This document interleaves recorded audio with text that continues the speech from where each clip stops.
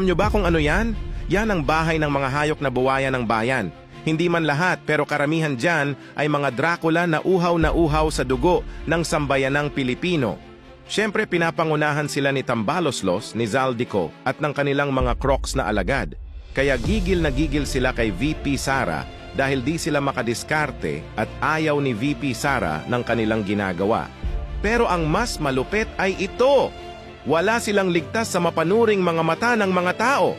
Tingnan mo itong si Stella Kimbo na lifestyle check agad ng mga tao at magugulat ka sa mga lumabas na resulta. Kaya itong si Abante, aba, maghanda-handa ka na dahil isa ka pang saksakan ng kupal na Crocs. Ikaw naman ang nakapila sa lifestyle check ng bayan. Isa-isahin nating i-lifestyle check yung mga Dracula dyan at nang malantad sa taumbayan ng kanilang kahayupan. Markahan nyo na ang mga yan at huwag nang hayaang makaupo pa ulit. Pagsisipain na natin yung mga yan sa darating na halalan.